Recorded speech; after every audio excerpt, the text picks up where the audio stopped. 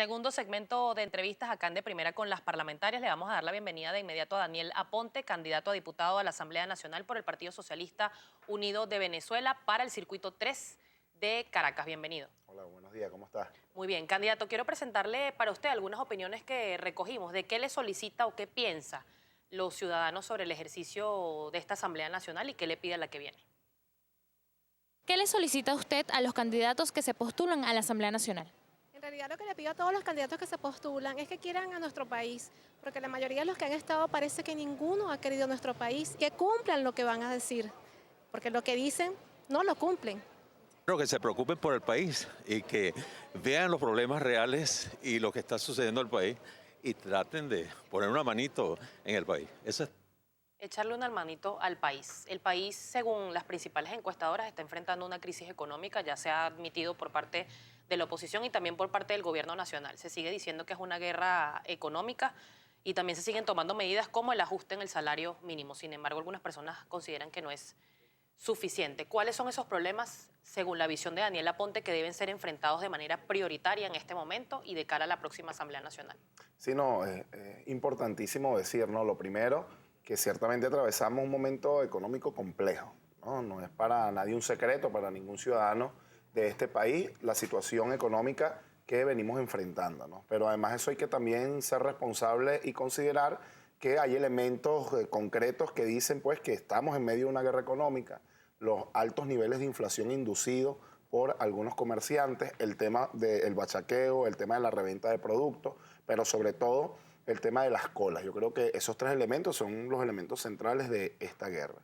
Y el gobierno nacional ha hecho esfuerzos gigantescos, no solo en las jornadas a cielo abierto, todos los sábados en el territorio nacional, sino de manera permanente, continua, día a día, en las localidades, en los pueblos, pero también acá en Caracas, en la ciudad. Y en base a lo que decían algunos de los entrevistados, los dos entrevistados, ciertamente, el compromiso del diputado de la Asamblea Nacional es con la patria, es con el país. Y nosotros como candidatos del Gran Polo Patriótico estamos comprometidos no solo a mantener las cosas buenas que se han hecho, sino también a revisar a profundidad los errores cometidos, el tema del flagelo de la corrupción que todavía permea en algunos espacios de la administración pública, pero también... ¿Por qué no se han logrado revertir ese efecto de la corrupción dentro de instituciones del Estado? Sí, yo creo que es un tema cultural. Nosotros tenemos la misma estructura burguesa, piramidal, estratificada de la administración pública. Sí ha habido cambios importantes en algunos espacios de la administración, pero algunos somos los mismos seres humanos que estaban en la Cuarta República y siguen allí en las instituciones. Pero el presidente Maduro ha demostrado, tenemos un gobernador que fue de la revolución preso, tenemos alcaldes que están detenidos, tenemos funcionarios públicos detenidos por hecho de corrupción. El primer luchador contra el flagelo de la corrupción es el presidente Nicolás Maduro. Pero esto es un tema de todas y de todos. Candidato, usted hablaba de la inflación inducida. Sin embargo, algunos sectores empresariales, sobre todo la Cámara de Comercio de Caracas, Fedecámaras, etcétera, dicen que esta inflación corresponde a la falta de producción. ¿Qué se puede hacer a nivel parlamentario en materia de leyes para impulsar la producción nacional y bajar esos índices de inflación que, vale decir, no se conocen tampoco cuáles son, porque el Banco Central no los ha publicado? No, fíjate, ahí ese es, como decía mi camarada y hermano Robert Serra, es la imagen del caretablismo en Venezuela. Fedecámaras, que agrupa las cámaras de productores del país, dice que es falta de producción. Bueno, que asuman la burguesía nacional, no es como la burguesía brasilera, la burguesía uruguaya, la burguesía argentina, que produce e invierte en su país. Esto es una burguesía parasitaria, que lo que hace es importar productos de orden preferencial y luego se escudan en el tema de que en Venezuela no hay productividad. El gobierno nacional ha hecho esfuerzos gigantescos, pero esto no es un tema nada más del gobierno nacional. ¿Qué hace Fedecámara para Venezuela? ¿Qué ha hecho Fedecámara en estos años, aparte de conspirar, participar en el golpe de Estado de abril de 2002 y boicotear la gestión del presidente Maduro? Yo creo que los empresarios responsables de este país, que hay bastantes empresarios responsables, bueno, den la cara también y digan qué proyectos tienen ellos, que acabamos de firmar convenios con Macro Venezuela, por ejemplo. El gobierno nacional acaba de firmar un convenio a través del Ministerio de Alimentación para el tema de la guerra económica. El tema de los índices inflacionarios, ciertamente, hay unos altos niveles de inflación, pero no es casualidad que en un mercado como el mercado Huacaipuro, donde yo vivo muy cerca, haya un zapato en 170.000 bolívares. ¿A qué se debe esto? ¿Es realidad costó un zapato a nivel de importación, con todos los aranceles de las aduanas, etcétera, valga 170.000 bolívares? ¿Y qué ha pasado con la SUNDE, que era la encargada en este caso de controlar ese tipo de prácticas? No, se está haciendo, pero el tema es que no es suficiente. Yo creo que debemos ir todo el pueblo, esto es una lucha de todo el pueblo, a asumir de manera consciente y responsable la lucha contra el flagelo de la especulación, el tema de los altos costos, los altos precios que se le colocan a los productos, sea cual sea el rubro. Ustedes ven en los productos, incluso la papa, la zanahoria, como semanalmente algunos sectores, la economía informal incluso, nosotros estamos hablando, la suben casi que semanal. Eso hay que darle un freno, y es un freno de todo, no es solo los fiscales, que además yo creo que no se dan abasto, no hay suficiente. Debemos incorporar muchísima gente más al tema de la fiscalización, pero nosotros, todo el pueblo debe asumir esta tarea, por una tarea para la estabilidad política y económica de la nación. Candidato, hay muchos comentarios a través de nuestra cuenta en Twitter, @primerapágina, que seguramente a usted le van a interesar, porque usted se va a someter a la voluntad popular el próximo 6 de diciembre. Pero es mi compañero Gabriel López quien tiene todos los detalles. Gabriel. Así es, NINF, candidato a Ponte, un gusto que esté con nosotros la mañana de hoy.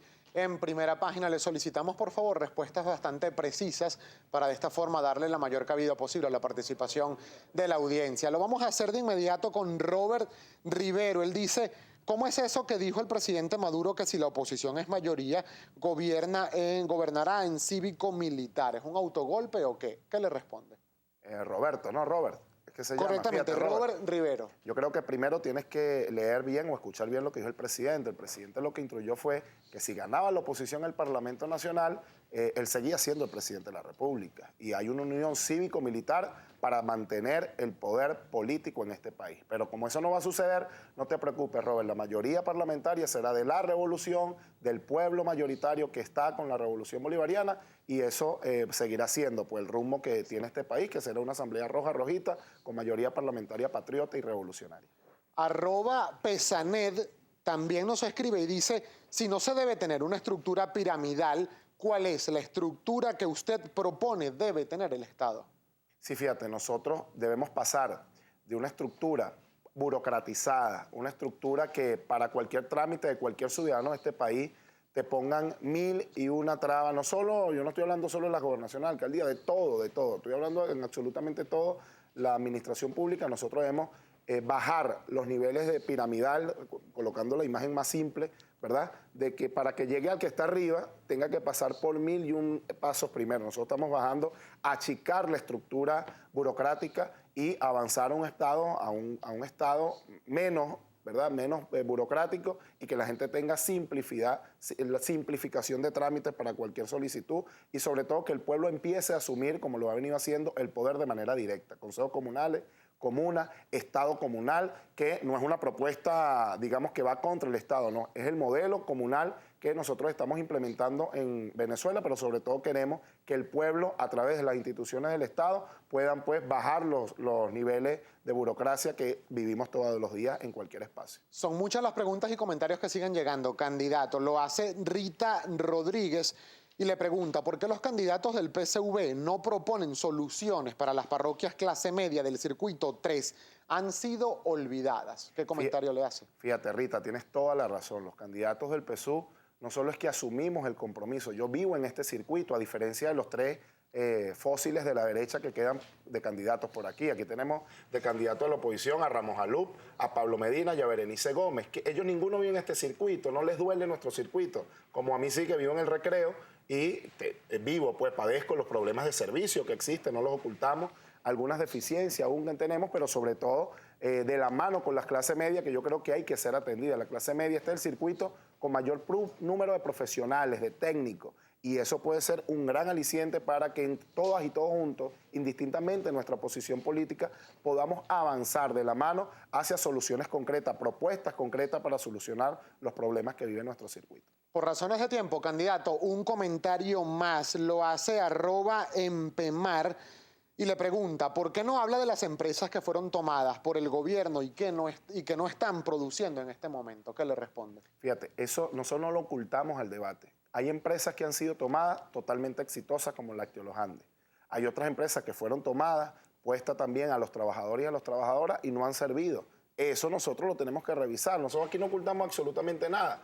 Pero la cosa es que por una cosa que falle o dos, vayamos a ocultar las miles de cosas buenas que hemos tenido en Revolución. Nosotros hemos dicho, vamos a revisar, es nuestra tarea, llámese como se llame, todos y cada uno de los errores y fallas que hemos cometido. Pero también es bueno, es de humano reconocer las cosas buenas que se han hecho. Yo creo que hay experiencias muy positivas en el tema productivo, en la toma de algunas empresas que han dado excelentes resultados para la nación, para el pueblo, y definitivamente ese es el modelo que nosotros seguimos. Candidato, me quedan segundos para despedir la entrevista. Otro candidato del PSUV, como Freddy Bernal, propone la reforma del Código Orgánico Procesal Penal. ¿Usted estaría de acuerdo con este tipo de cosas en materia de seguridad? Totalmente de acuerdo. Nosotros tenemos delitos que se pagan con muy pocos niveles de pena. tiempo, de pena.